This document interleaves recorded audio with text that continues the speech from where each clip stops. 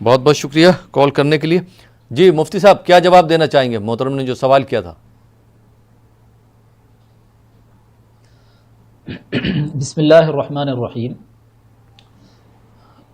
انسان کی جب موت واقع ہوتی ہے تو موت کے ساتھ اس کے سارے اعمال ختم ہو جاتے ہیں.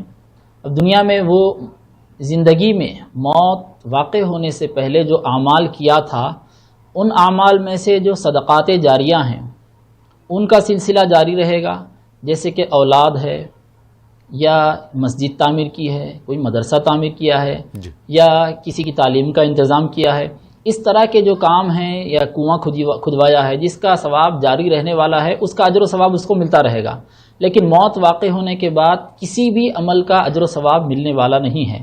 لیکن اگر آپ اس طرح دعا کرتے ہیں کہ قبر میں لیٹنے کے بعد اگر آپ یہ دعا کرتے ہیں کہ میں قرآن کریم کی تلاوت کرتا رہوں تو یہ اچھی بات تو ہے، لیکن اس کا ایک طرف یہ دھیان رکھیں کہ اس کا کوئی اجر و ثواب ملنے والا نہیں ہے، کیونکہ موت کے بعد کا وہ عمل ہے. اب قرآن کریم سے آپ کی محبت جو ہے، قرآن کریم سے آپ کا جو تعلق ہے، اس تعلق اور اس محبت کی وجہ سے اللہ تبارک و تعالی آپ کو اجر و ثواب دے گا.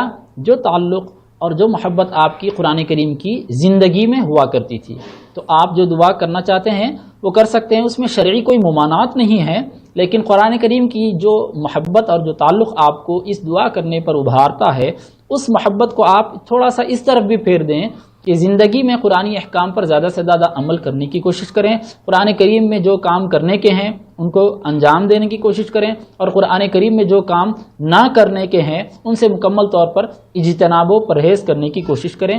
اور نبی اکرم صلی اللہ علیہ وسلم جن کو حضور اللہ تبارک و تعالی نے ہمارے لیے اسوہ نمونہ